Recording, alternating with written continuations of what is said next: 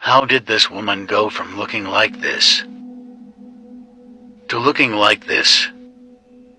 This is the very heartbreaking case of Charla Nash. One day in 2009, Charla received a call from a friend. Her friend's pet chimpanzee named Travis had sadly escaped from the house and was running loose in the neighborhood. Now, Charla had known this chimp for years, and being as kind as she was, she offered to help lure the chimp back inside. Charla arrived at her friend's house, not suspecting the danger that awaited her. As she approached Travis, the chimp suddenly turned on her, and with a ferocity that is beyond belief, the 200-pound animal mauled her face and hands, causing devastating injuries. In a complete panic, Charla's friend made this call. 911, where's your emergency?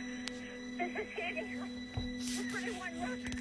What's the Send problem? the police. Send the police. What's the problem there? The chimp killed my friend. When police arrived on scene, the chimp was shot, and Charla was rushed to hospital where she underwent multiple surgeries, including a face transplant. Despite medical intervention, Charla did end up losing her hands, her eyes, and her nose in the attack. She was also left completely blind and disfigured. Now, this incident completely shook the community. It received widespread media coverage, ultimately raising awareness about the dangers of owning exotic pets. For more 7 Sin crime stories, remember to follow. You committed your first murder.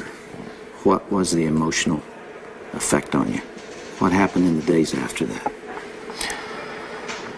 It was like coming out of some kind of horrible trance or dream. I can only liken it to after, I don't want to over-dramatize it, but to have been possessed by something so awful and so alien, and then the next morning wake up from it, remember what happened, and realize that basically, in the eyes of the law, certainly in the eyes of God, you're responsible. To wake up in the morning and realize what I had done.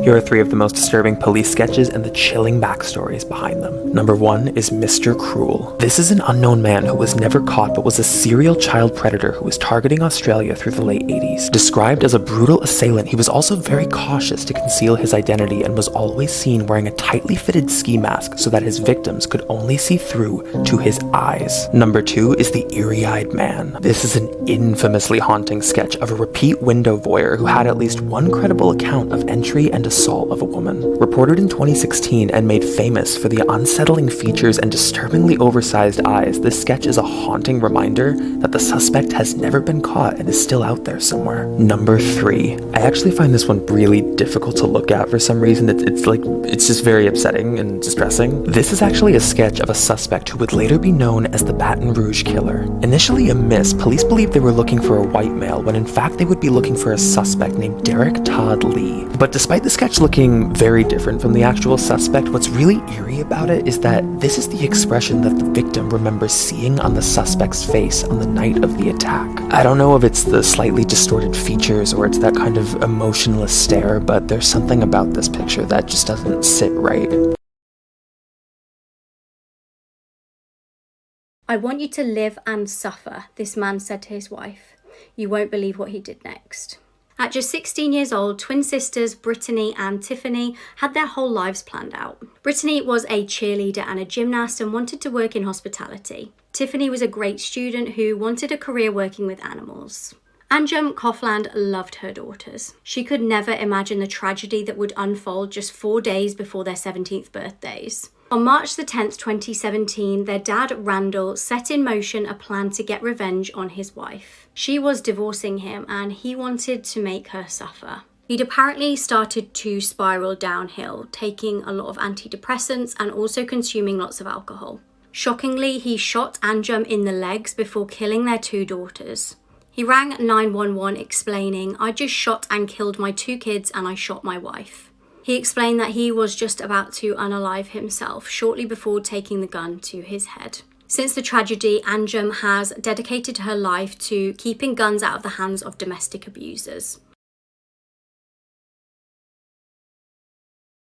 Today was the formal sentencing of Shantiri Weems, which I know is a case a lot of you have been waiting for. But first, let's go over a summary of what happened. Shantiri was an owner of a daycare in Owings Mills, Maryland. She's married to a man named James Weems, who is a retired police officer and ex-Marine. At the time of this incident, he was working at her daycare as a bus driver, and he also did security on the side. In the beginning of July of 2022, a parent said that James essayed her child, so she called the police, and it caused the daycare to shut down while the investigation was ongoing. And not too long after that, another parent came forward and told Shantiri that James essayed her child as well. So she drove to a hotel in DC where James was doing a security job at to confront him. Shantiri said that once they were in the room and she was confronting him, he started to walk towards her in a threatening manner, so she shot him in the neck, and then once he was on the ground, she shot him again in the leg, shattering his femur. Before Shantiri was arrested, she wrote in a journal that was recovered at the scene that said that she didn't intend on killing James. Instead, she wanted to paralyze him so that way he couldn't hurt another child again. In total, James received over 30 charges against children, including rape, essay, and assault, and his trial begins on May 22nd.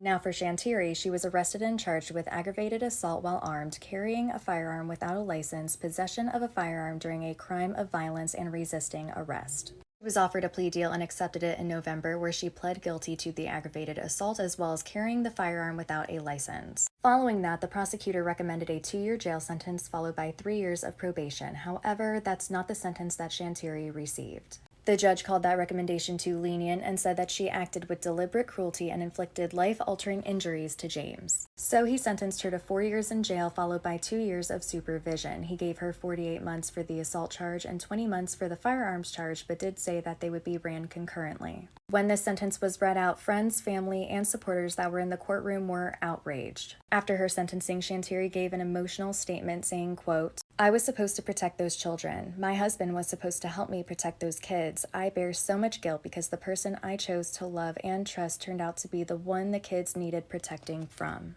Shantiri's lawyer said that they're looking into the possibility of appeals, and he also said that Shantiri was expecting to get released today, which is what I know a lot of us were hoping for.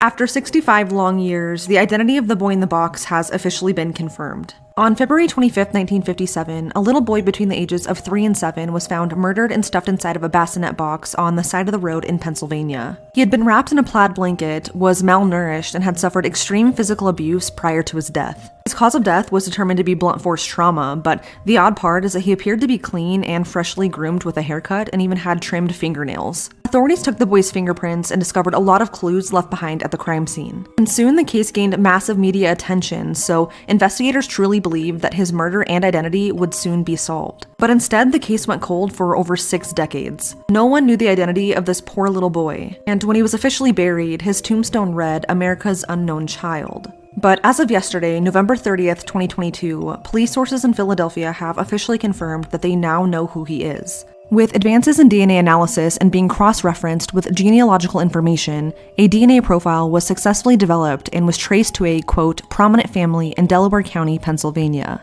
end quote. From that, authorities were able to track down the little boy's birth certificate and have announced that as early as next week, they will be able to release the little boy's name to the public. I'm assuming they have to wait in order to notify the family. But even though the little boy's identity has been confirmed, the murder itself is still unsolved. The case is still open, and according to authorities, criminal charges could still be filed. There have been many theories as to what could have happened to the little boy, but there have been 2 that kind of stuck around. The first theory is that the little boy lived in a foster home that was located about 1.5 miles from where his body was found. Upon searching the foster home during an estate sale, authorities found that they were selling a similar bassinet that would have came in the box that the little boy was found in. Authorities also discovered similar blankets to what the little boy was wrapped in, hanging from a clothesline at the foster home. But all of this evidence was circumstantial, so authorities closed the investigation into the foster home in 1998. The second theory came from a woman named Martha, who in 2002 claimed that her abusive mom purchased the little boy in 1954. Martha claimed that he was subjected to extreme abuse, and on the night he died, he had thrown up his meal of baked beans before being beaten and given a bath where he eventually died. This claim matched information only known to the police, as the coroner confirmed the little boy's stomach contained baked beans. Also that his fingers had been water wrinkled. Ultimately, though, police were unable to verify her story and deemed it unreliable, as the woman had a history of mental illness. Even though it's been 65 years, we are one step closer to getting full justice for this little boy, and he officially will no longer be known as America's Unknown Child. This case will make you terrified of the police. Austin Edwards was a 28-year-old police officer in Virginia. Shockingly, he decided to pose online as a 17-year-old boy in order to catfish a 15-year-old girl. What he did next is unthinkable.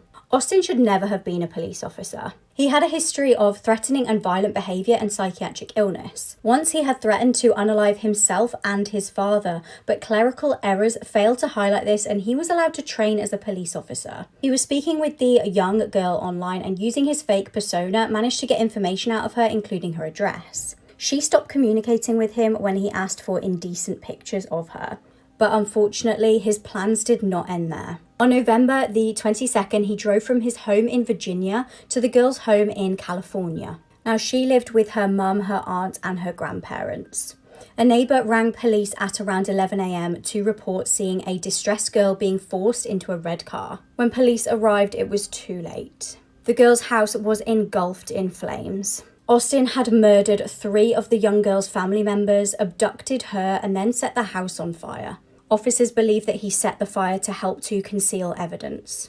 Now, Austin was tracked down by police in a matter of hours when his car was spotted nearby. Officers then fatally shot Austin and rescued the girl from his car. It's believed that Austin had been stalking the victim and surveying her house for some time prior to the murders and kidnap.